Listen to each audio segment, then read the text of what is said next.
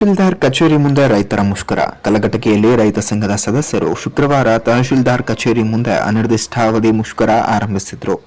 ಜಮೀನು ಸಮಸ್ಯೆಗಳು, ದಾಖಲೆ ತಿದ್ದುಪಡಿ ಹಾಗೂ ಬೆಳೆಹಾನಿ ವಿಮೆ ಪರಿಹಾರಕ್ಕೆ ಸ್ಪಂದನೆ ಇಲ್ಲದೆ ಇರುವುದನ್ನು ಕಬ್ಬು ಬೆಳೆಗಾರರ ಸಂಘದ ಜಿಲ್ಲಾ ಪ್ರಧಾನ ಕಾರ್ಯದರ್ಶಿ ಪರಶುರಾಮ ಎತ್ತಿನಗುಡ್ಡ ಟೀಕಿಸಿದರು.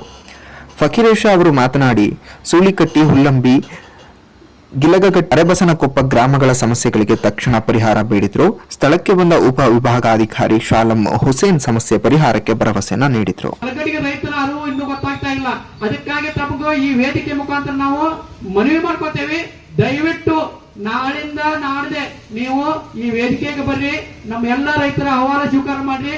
ತಕ್ಷಣ DC ಆಯ್ತು, AC ಆಯ್ತು, ಕಂದಾಯ ಮಿನಿಸ್ಟರ್ ಆಯ್ತು, ಅವ್ರಿಗೆ ಕರೆಸಿ ಈ ನಮ್ಮ ಕಲಘಟಗಿ ತಾಲೂಕಿನ ಸಮಸ್ತ ರೈತರ ಬೇಡಿಕೆಗಳನ್ನು ಈಡೇರಿಸಲು ತಾವು ಪ್ರಾಮಾಣಿಕ ಪ್ರಯತ್ನ ಮಾಡ್ಬೇಕಂತೇಳಿ ಈ ಎಲ್ಲಾ ರೈತ ಮುಖಂಡರ ಪರವಾಗಿ ನಾನು ತಮಗೆ ಹೃತ್ಪೂರ್ವಕವಾಗಿ ಕೇಳ್ಕೊಳ್ತೇನೆ. ಈಗ ನಮ್ಮ ಉಳುವಪ್ಪಚ್ಚ ಬಳಿಗರ್ ಅವರು ಒಂದ್ ಎರಡು ಮಾತಾಡ್ಬೇಕಂತ. ಸ್ವಲ್ಪಕ್ಕ ಅಂತ ಆಗಬಾರ್ದು.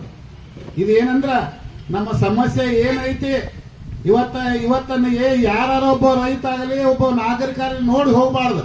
10 ಮಿನಿಟ್ ಕುತ್ಕೊಂಡು ಇದಕ್ಕೆ ಯಾಕೆ ಕುಂತಾರ ಅಂತ ವಿಚಾರ ಮಾಡುವಂತ ಭಾವನೆ ಎಲ್ಲರಲ್ಲಿ ಬರ್ಬೇಕು. ಯಾಕಂದ್ರ ಇವತ್ತು ಸುಣಗಾರಿಗೆ ಆಗೈತಿ, ಇವತ್ತು ನನ್ನ ರೈತರಿಗೆ ಆಗೈತಿ, ಮತ್ತೊಬ್ಬರಿಗೆ ಆಗ್ತೈತಿ. ಇದು ಎಲ್ಲರಿಗೂ ಆಗೋದ.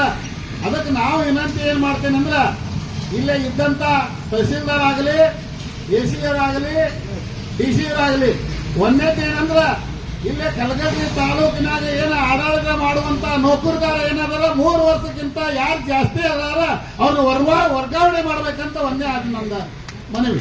ಯಾಕಂದ್ರ ಇಲ್ಲೇ ಬದ್ದ ಬಿಟ್ಟಾರ್ರಿ. ಅವ್ರು ಹೆಂಗ ಬರ್ತಾರಂದ್ರ ಇಲ್ಲಿ ಆಡಳಿತ ಅಧಿಕಾರಿಗಳು ಏನಾದಾರ 11 ಆದ್ರೂ ಬರಂಗಿಲ್ಲ, 12 ಆದ್ರೂ ಬರಂಗಿಲ್ಲ. ಯಾರ ಸಾರ್ವಜನಿಕರು ಬಂದು ಕೇಳಿದ್ರೆ ಏನ್ ಹೇಳ್ತಾರಂದ್ರ ಧಾರವಾಡ